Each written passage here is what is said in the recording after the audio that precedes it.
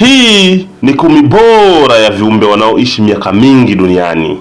Karibu tutazame kwa pamoja, tujue kwa pamoja, tuelewe kwa pamoja viumbe wanaoishi zaidi ya miaka 500 duniani, viumbe wanaoishi zaidi ya miaka 100 duniani. Je, kwenye orodha yetu ya leo ya DJ Animal, Paulini amekuandalia nini? Hebu tucheki, tuangalie kuanzia namba 10 mpaka namba 1. Ni viumbe wapi wanaoishi miaka mingi duniani? Asante, ungana nami, usisahau kusubscribe. Namba 10, Batross au kwa jina lingine anafahamika kama ndege wa baharini aina ya albatross. Kwa lugha ya Kiingereza ndege huyu huitwa albatross. Albatross ni ndege mkubwa wa baharini anayepatikana zaidi katika bahari kubwa kama Pasifiki na Kusini. Anajulikana kwa kuwa na mabawa makubwa na marefu sana yenye uwezo wa kumpa yeye nafasi ya kuruka umbali mrefu bila kuchoka. Albatross hula samaki, squid na viumbe wengine wanaopatikana baharini. Pia ni mmoja mwa ndege au miongoni mwa viumbe wanaoweza kuishi kwa muda mrefu sana duniani. Kwa kawaida albatross anaweza kuishi takriban miaka 40 hadi 50. Lakini baadhi yao huweza kufikia hadi miaka 60 au zaidi. Kuna mfano maarufu wa albatross mmoja anayeitwa Wisdom, ambaye amerekodiwa kuishi zaidi ya miaka 70 na bado anaendelea kuishi. Hii inamfanya albatross kuwa miongoni mwa ndege wanaoishi zaidi miaka mingi duniani.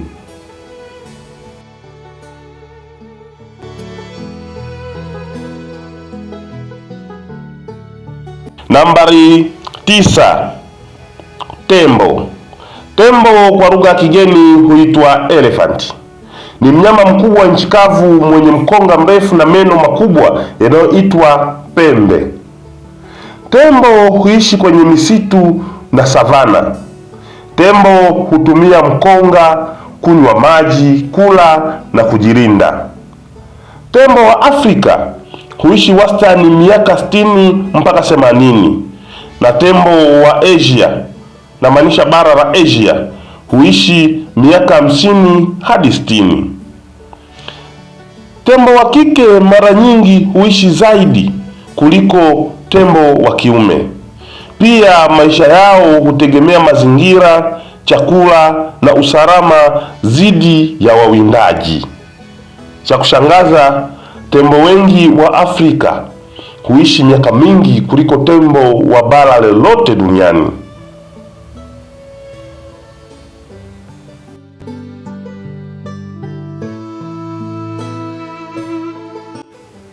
Namba 8, kasuku. Kwa jina la kigeni huitwa makoo. Kasuku ni ndege mkubwa mwenye manyoya yenye rangi kali kama nyekundu, bluu, kijani na njano. Kasuku huishi zaidi katika misitu ya mvua ya Amerika ya Kusini na Kati.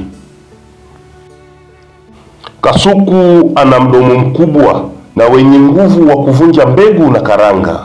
Na pia ni ndege wenye akili sana ambaye ana uwezo wa kuiga sauti ya mwanadamu.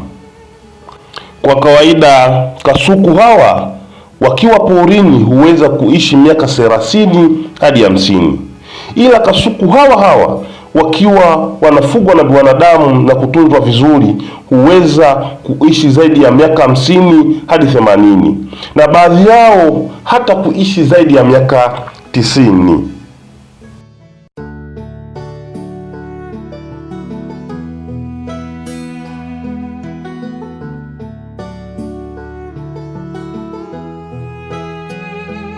Namba 7, mamba. Mamba kwa jina la kigeni huitwa crocodile. Ni kiumbe wa jamii ya reptilia, yaani viumbe watambaao. Mamba huishi majini kama mitoni, ziwani na mabwawani. Pia hutoka nchi kavu. Ana ngozi ngumu, meno makali na chakula chake ni nyama. mamba anaweza kuishi miaka mingi sana. Mara nyingi mamba wengi huishi kati ya miaka 70 mpaka 100. Mamba wengi wanaishi miaka tajwa hapo juu kutegemeana na aina ya mamba. Wengine huishia miaka 70, wengine huishia miaka 40, wengine huishia miaka 60, lakini wengi wakitunzwa na kukaa sehemu nzuri, wakipata chakula kizuri pasipo kuwindwa na kuuawa na kubadilishwa kama kitoweo kwa binadamu, huishi miaka 100.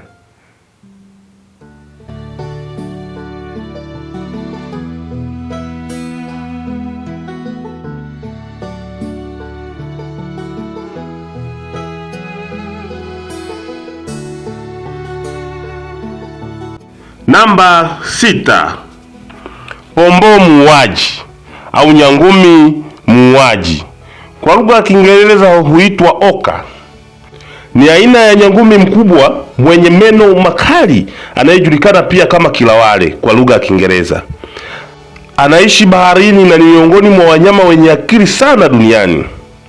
Pomboo muuaji huwa na rangi nyeusi na nyeupe na huwinda samaki, sili, penguin na nyangumi wadogo. Oka au pomboo muuaji anaweza kuishi muda mrefu sana.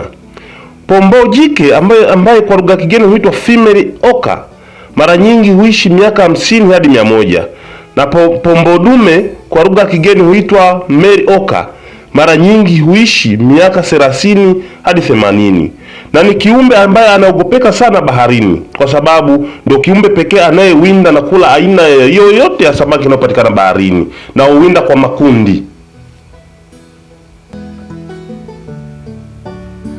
Safari yetu ya kuhesabu viumbe na kujua ni kiumbe yupi atashika namba 1, kiumbe yupi atashika namba 2, na ni kiumbe yupi anayeishi miaka mingi duniani kuliko kiumbe yoyote bado inaendelea. Nazidi tu kukumbusha kuwa ndugu yangu, rafiki yangu, usisahau kusubscribe, kushare na kucomment. Hakikisha una share na mwingine ajue. Hakikisha una comment nipate mawazo yako. Hakikisha una like nijue video yangu umeipenda. Najua na unanikubali, najua na kukubali. Naomba usubscribe. Tuendelee basi kuhesabu. Namba 5. Kobe mkubwa. Kobe mkubwa kwa jina la kigeni huitwa giant tortoise. Ni mnyama jamii ya reptilia mwenye gamba gumu mgongoni. Giant tortoise au kobe mkubwa anaweza kuishi kwa muda mrefu sana duniani. Mara nyingi viumbe hawa huishi kuanzia miaka 100 mpaka miaka 180. Japo wapo viumbe hawa wa aina hii ambao wanaweza kuishi mpaka miaka 300.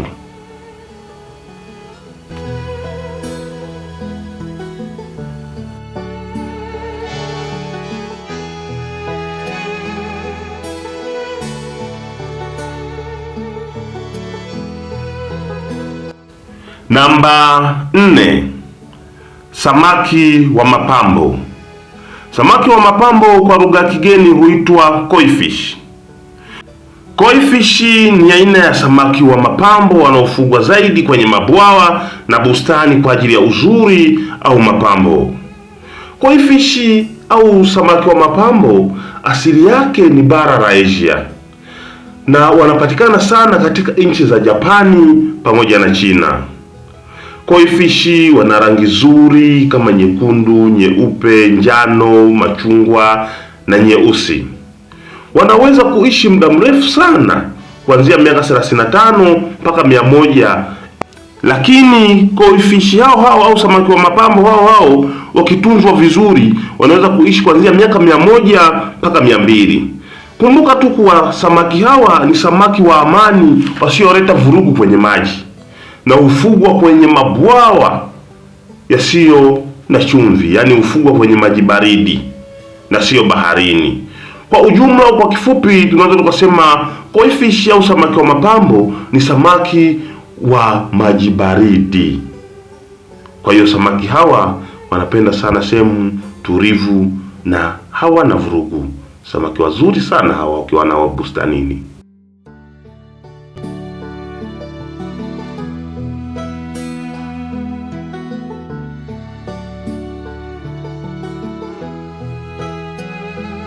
Namba 3, nyangumi wa kichwa cha upinde. Nyangumi wa kichwa cha upinde kwa lugha ya kigeni huitwa bowhead whale. Ni kiumbe wa baharini aina ya nyangumi.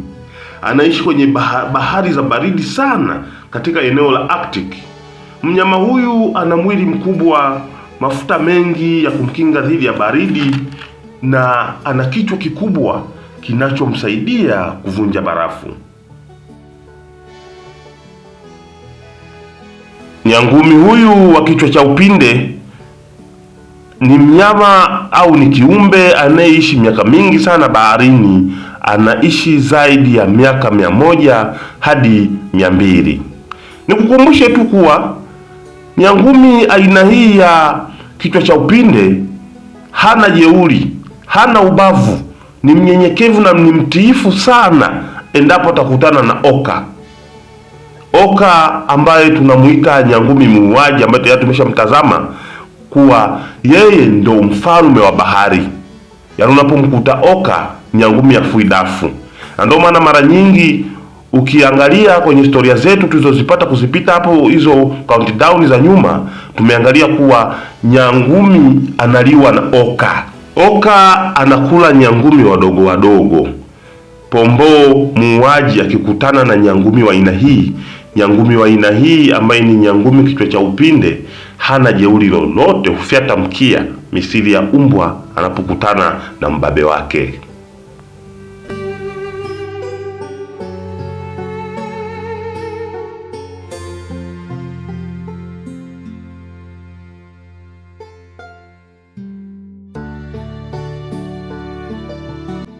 Namba 2, papa wa Greenland au Greenland shark.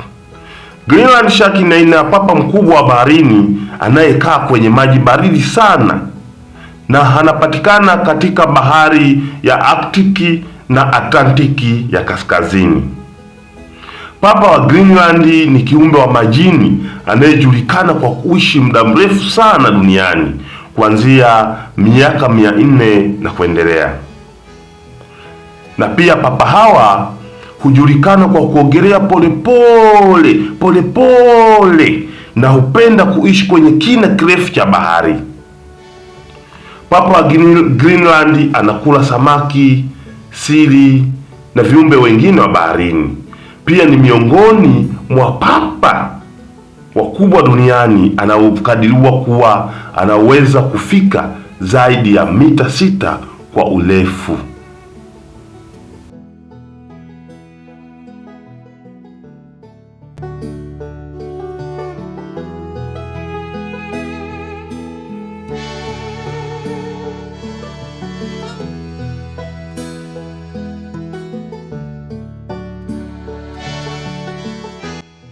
Namba 1, chaza.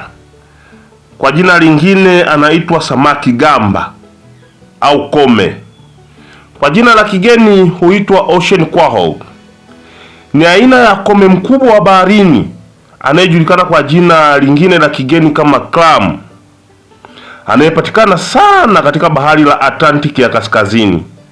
Mnyama huyu anajulikana sana kwa kuishi muda mrefu duniani, na baadhi yao huishi zaidi ya miaka 500. Chaza hutumiwa na binadamu kama kitoweo, hasa katika nchi za bara la Asia kama Japani, China na Korea. Chaza huyu ni mnyama pekee anayeishi kwa muda mrefu, au ni kiumbe pekee anayeishi kwa muda mrefu duniani kuliko viumbe wote duniani. Asante kwa kuungana nami kuanzia mwanzo mpaka mwisho wa 10 bora ya wanyama wanaoishi muda mrefu duniani. Na kukumbusha tu, naomba usahau kusubscribe, kushare na kucomment kwenye chaneli yetu ya YouTube. Na kuomba ushare, comment na like. Asante sana.